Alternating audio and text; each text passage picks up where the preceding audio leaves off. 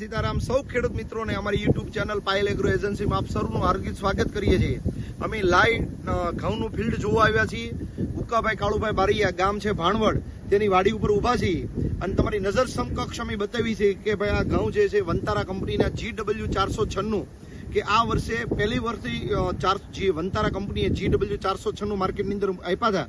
તો એ વેરાયટીની તાકાત શું છે આની મેલ પર તમે જોઈ શકો છો કે એક પણ ટોયો નથી, એક પણ ડુંડીની સાઈઝ જે છે એ મોટી છે, એકદમ વ્યવસ્થિત, અને એની જે ફૂટ છે 6 થી 7 ફૂટ છે। તમે ઘઉંની મેલ પર જોઈ શકો છો વંતારા કંપનીના GW496। આજે ખેડૂત મિત્ર અહીં હાજર નહોતા વાડી ઉપર, તો અમે આજે એની પોતાની વાડી ઉપર આવી ચડ્યા છીએ ફિલ્ડ વિઝિટ માટે જોવા માટે કે ભાઈ ઘઉં કેવા છે। તો આ તમે જોઈ શકો એનું ફિલ્ડ 10 થી 15 વીઘાના ઘઉં છે। તો આ ઘઉંની મેલ પર અમારા હાથમાં પણ ડુંડી છે અને તમે લાઈવ ફિલ્ડ પણ જોઈ શકો છો કે ઘઉંની ક્વોલિટી અને ઘઉંના દાણાની સાઈઝ અને શાઇનિંગ શું છે, લાઇટ શું છે। તો સર્વ ખેડૂત મિત્રોને વિનંતી છે કે જ્યારે આવતા વર્ષે જ્યારે તમે ઘઉં વાવો તો વંતારા કંપનીના GW496 વાવજો, જે ઉત્પાદન આપતી વેરાયટી છે।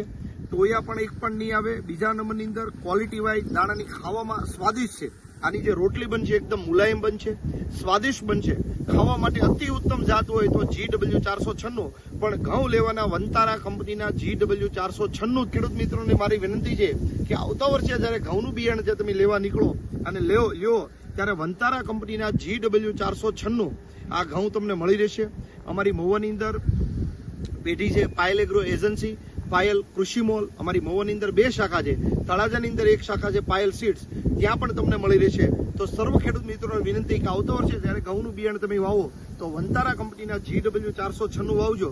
આ ઘઉં અત્યારે જે અમે ફિલ્ડ ઉપર જોઈએ છીએ ત્યારે અમને પોતાનો અંદાજ એવો છે કે મિનિમમ આ જે ઘઉંની જે 65-70 દાણાની ડુંડી છે તો જોતા એવું લાગે છે કે મિનિમમ 2.5-3 કળશીનું ઉત્પાદન આવશે।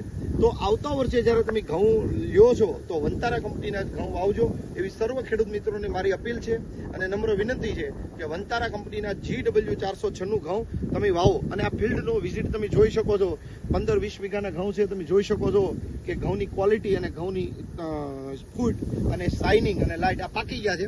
હવે મિનિમમ 10 થી 15 દિવસ ઉભા રહે એમ છે, 10-15 દિવસ હલર આવે એટલે નીકળી જશે। આ ઘઉંનું લાઈવ ફિલ્ડ તમને બતાવ્યું છે વંતારા કંપનીનું GW496।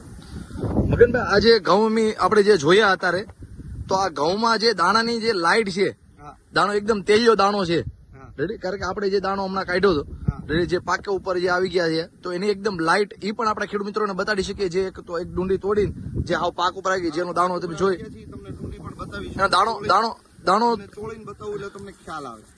જે દાણાની જે લાઇટ છે, જે દાણો જે તેલિયો છે, જે આપણે કહી છીએ કે વંતારા કંપનીના GW496 નંબર 1 જાત શું કામ છે કે શેના કારણે આટલી બધી ખાવામાં જબરદસ્ત વેરાયટી છે મિત્રો। તો એનું લાઈ આપણે જે અત્યારે મગનભાઈ જે દાણા કાઢે છે કે તમે જોઈ શકો કે એની જે એકદમ લાઇટ છે અને માર્કેટમાં એકદમ ચમકદાર દાણો અને એકદમ લાઇટ, અને માર્કેટમાં એના ખાવામાં અને ઉતારામાં જબરદસ્ત વેરાયટી આવતી હોય તો એકમાત્ર એવી વેરાયટી છે કે GW496 નંબરની વેરાયટી। મિત્રો તમે આ વેરાયટી તમે જોઈ શકો છો, દૂધ ફૂલ્યો દાણો છે, હજી આ દાણો છે એ દૂધ ફૂલ્યો છે, મિનિમમ 10 દિવસ ઉભા રહેશે ઘઉં।